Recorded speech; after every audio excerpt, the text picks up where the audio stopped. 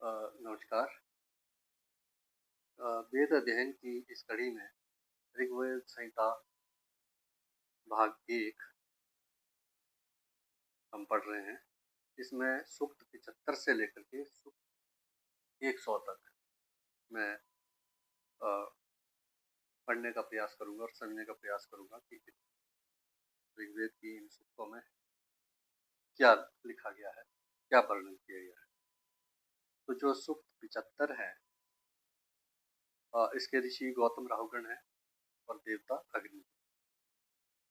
इसमें जो स्तुति की गई है उसमें अग्निदेव से आग्रह किया गया है कि हमारे निमित्त मित्र और वरुण का यजन करें, विशाल यज्ञ संपादित करें तथा यज्ञशाला में पूजा योग्य भाव से रहे।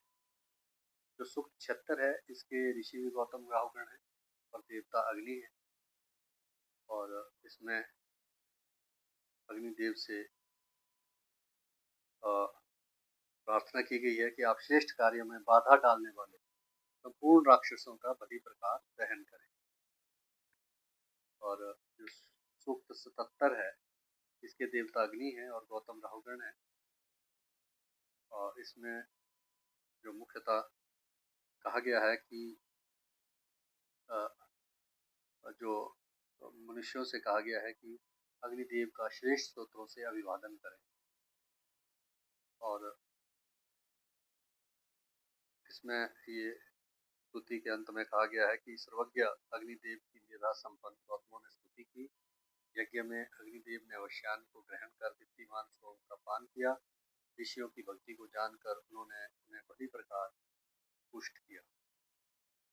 सूक्त 78 में गौतम राहुगण ऋषि हैं और देवता अग्नि है। इसमें ये प्रार्थना की गई है कि विपुल अनों को देने वाले अग्निदेव, हम अंगीराओं के समान आपका आवाहन करते हैं और तेजस्वी मंत्रों से आपको नमस्कार करते हैं। हम तेजस्वी मंत्रों से राक्षसों को कंपाने वाले अंधकार रूपी असुरों का संहार करने वाले अग्निदेव का स्तवन करते हैं। सूक्त 79 के ऋषि गौतम राहुगण है और देवता जो है अग्नि या मध्यम अग्नि है। तो इसमें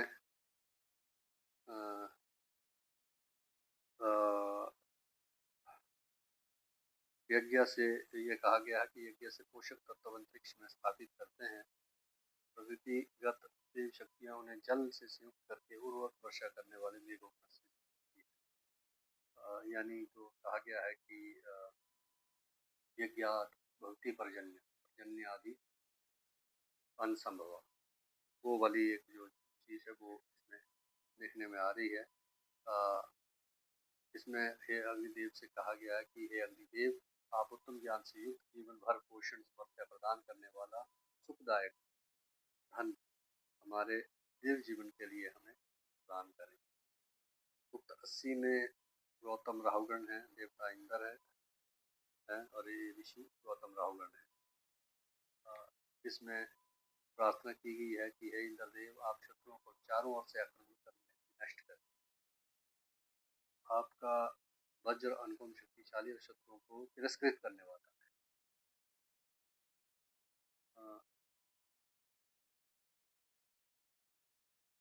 हे वज्रधारी इंद्रदेव, आपकी गर्जना से जगत के सभी स्थावर और जंगम कांप जाते हैं। देवों ने सभी बलों, ऐश्वर्यों और क्षमताओं को स्थापित किया गया है अतः आत्मा रूप समर्थ्य से वो प्रकाशित हुए।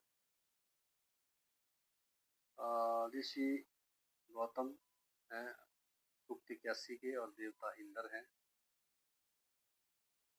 जिसमें इंद्र देव से प्रार्थना की गई है कि आपने अपनी सामर्थ्य से पृथ्वी और अंतरिक्ष को पूर्ण किया है। आपने आकाश में प्रकाशमान नक्षत्रों को स्थापित किया है। उत्पन्न हुए या उत्पन्न होने वालों में आपके समान में कोई नहीं है। आप ही संपूर्ण विश्व के नियामक हैं। नियामक का मतलब रेगुलेटर हैं। ये भावना व्यक्त की गई है। सूक्त 82 में ऋषि गौतम राहुगण है और देवता इंद्र हैं। इसमें इंद्र देव से प्रार्थना की गई है कि आपके अन्न से तृप्त हुए ब्राह्मणों ने अपने आनंद को व्यक्त करते हुए सिर हिलाया और फिर उन्होंने अभिनव स्तोत्रों का पाठ किया। तो अपने ये अश्वों को यज्ञ में प्रस्थान के लिए नियोजित करें। जो सूक्त 83 है, इसमें ऋषि गौतम राहुगण है, देवता इंद्र हैं। इस सूक्त में प्रार्थना की गई है, स्तुति की गई है और फिर ये कहा गया है कि सर्वप्रथम अथर्वा ने यज्ञ के संपूर्ण मार्गों को विस्तृत किया। अनंतर नियमों के दृढ़ पालक सूर्य देव का प्रत्यय हुआ। फिर उष्णा ने समस्त गौओं को बाहर निकाला।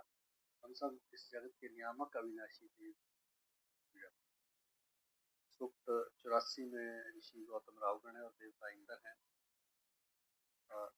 इसमें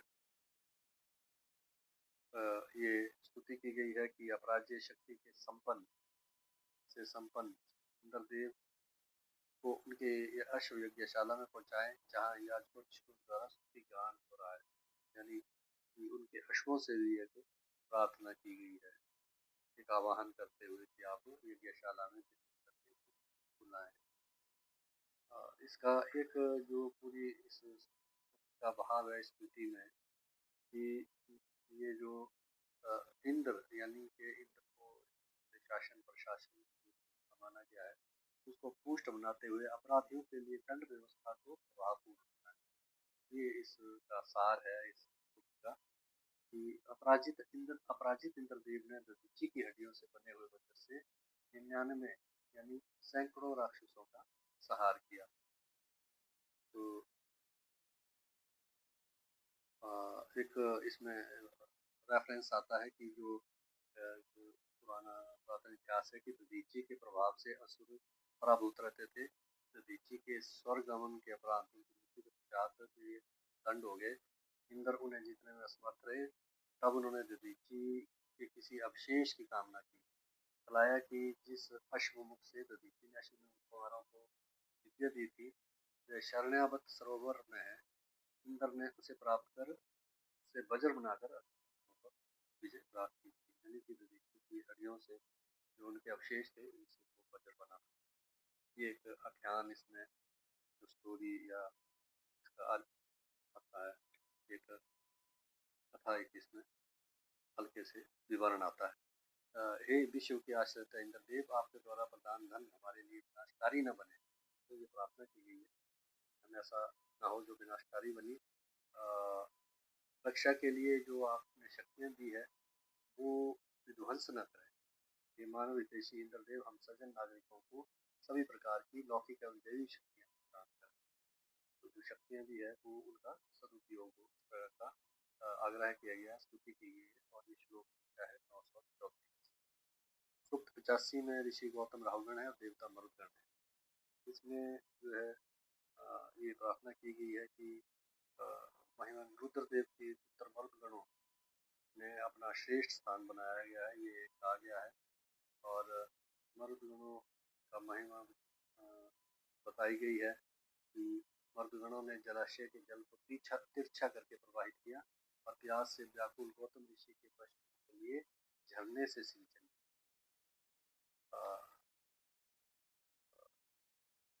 और इसलिए इनकी प्रार्थना की गई है और स्तुति की गई है।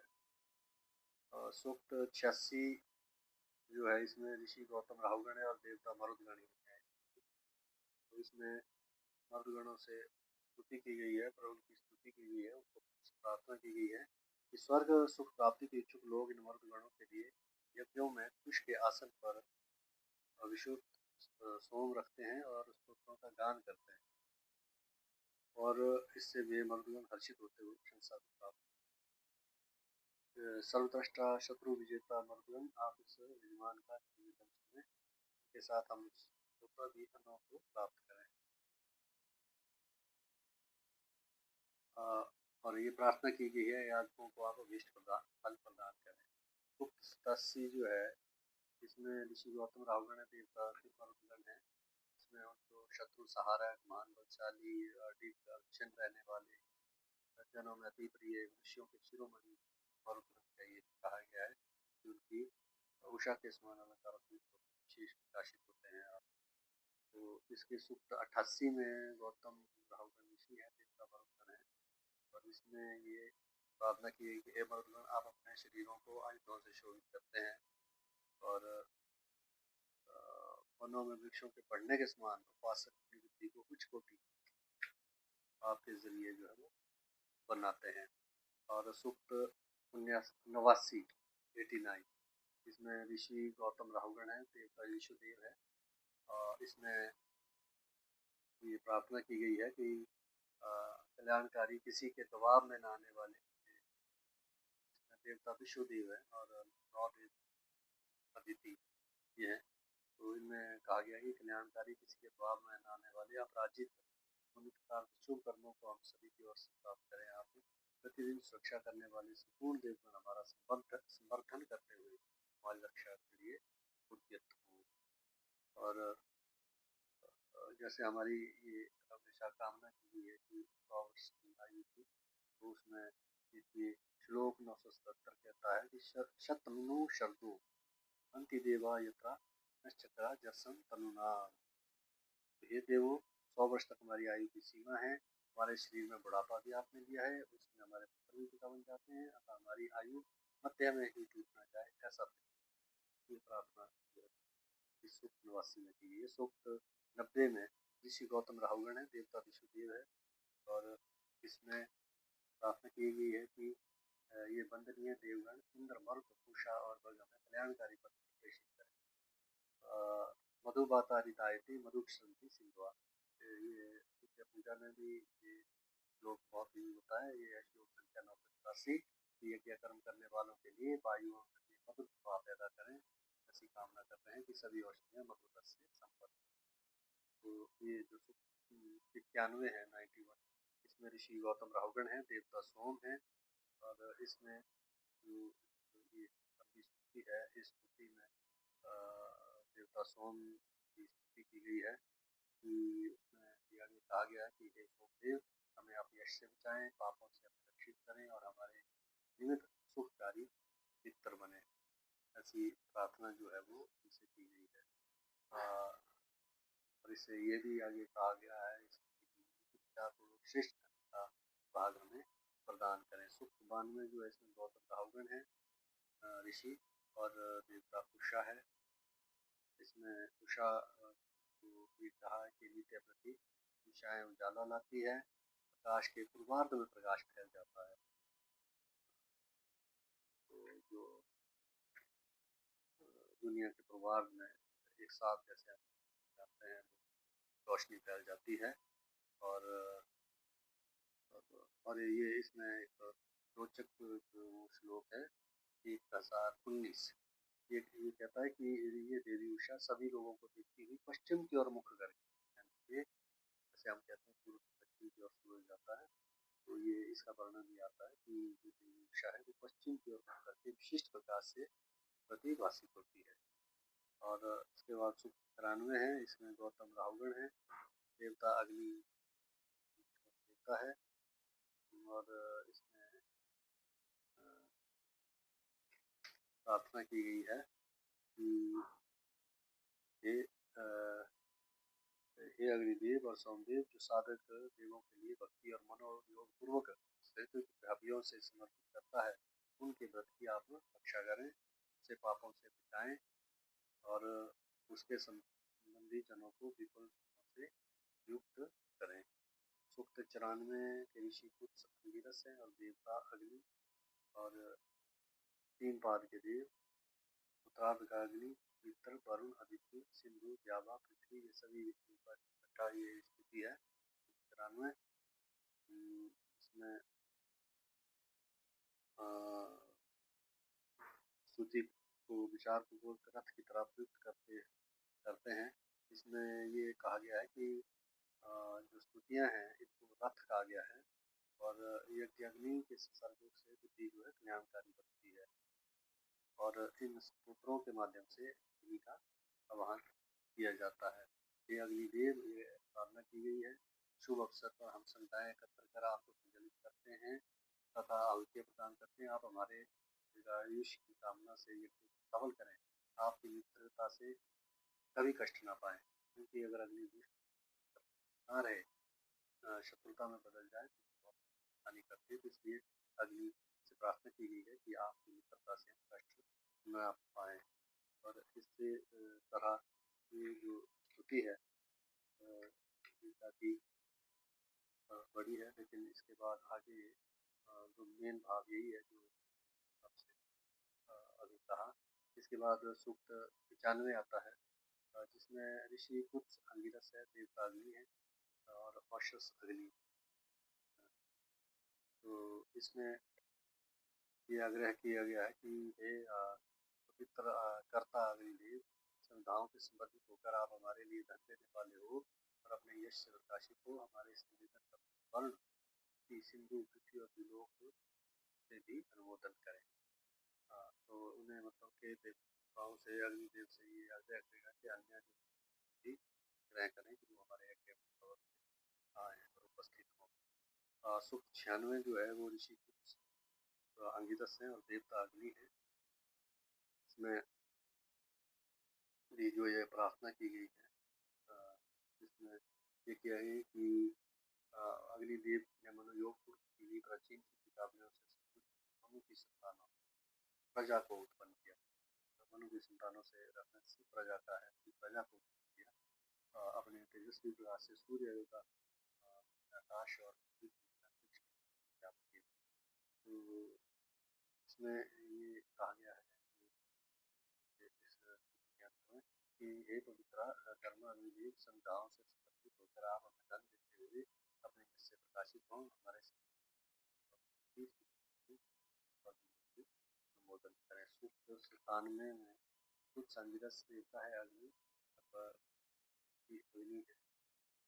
इसमें अग्निदेव से प्रार्थना की गई है कि हमारे पापों को पसंद करें, हमारे चारों ओर ऐश्वर्य को प्रकाशित करें, हमारे पापों को नष्ट करें, उत्तम क्षेत्र, उत्तम मार्ग और उत्तम धन की इच्छा से हम आपका यजन करते हैं। और जो सूक्त 98 है, इसके ऋषि कुछ अंगिरस हैं, देवता अग्नि अथवा वैश्वानर है। इसमें प्रार्थना की गई है कि वैश्वानर अग्निदेव, आपका कार्य सत्य हो, ऐश्वर्य है ऐश्वर्यवान, हमें धन मिट्टी ऐश्वर्य से आप पूजित करें। हमारे इस मित्र का मित्र वरुण अतिथि सिंधु और दिवाली देव से निवेदन करें। उक्त 99 में ऋषि काश्यप मारीच है और देवता अग्नि। तो इसमें ये प्रार्थना की गई है कि हम सर्वज्ञ अग्निदेव के लिए सोम सेवन करें। वे अग्निदेव हमारे शत्रुओं के सभी धनों को दूर करें। नाव द्वारा नदी से पार कराने के समान संपूर्ण दुखों से पार लगाएं और पापों से हमें रक्षित करें। जो 100 है, इसके ऋषि वर्षागिर, हरिजाम्बरीश, सहदेव, भाईमान, सूरादस हैं और देवता इसमें इंद्र है। इसमें जो प्रार्थना की गई है कि इंद्र से कि आप सूर्य की गति के समान दुर्लभ गति वाले शत्रुओं को प्रकंपित करने वाले हैं और मित्र रूप आक्रामक गति बलशाली। और इसमें ये भी आगे स्तुति की गई है कि बलशाली वीरों द्वारा युद्धों में उन श्रेष्ठ वीर इंद्रदेव को धन और रक्षा के लिए बुलाया जाता है। उन इंद्रदेव ने गहन तमिश्रा में भी प्रकाश को प्राप्त किया। ऐसे इंद्रदेव मर्दों के साथ हमारी रक्षा करें। आगे ये स्तुति की गई है कि बहुतों द्वारा बुलाए जाने पर इंद्रदेव ने अपने सहायक मर्दगणों के साथ मिलकर पृथ्वी के ऊपर दुष्ट और हिंसक शत्रुओं पर तीक्ष्ण वज्र प्रहार करके उन्हें जड़ विहीन किया। जो उसका अंतिम श्लोक है 100 का, वो कहता है कि इंद्रदेव प्रत्येक दिन हमारे लिए कपट तज कर हमें नादि अर्पित करें, चित्र पर नदी की सिंधु तो हमारे अनुमोदन करें। इस तरह से हमने देखा कि ये 100 तक जितनी ये है जो है वो आगे और अन्य जो देवता है भारत इत्यादि और उषा इन सबकी जो है वो स्तुति की गई है और उनसे प्रार्थना की गई है यज्ञ में आए हैं।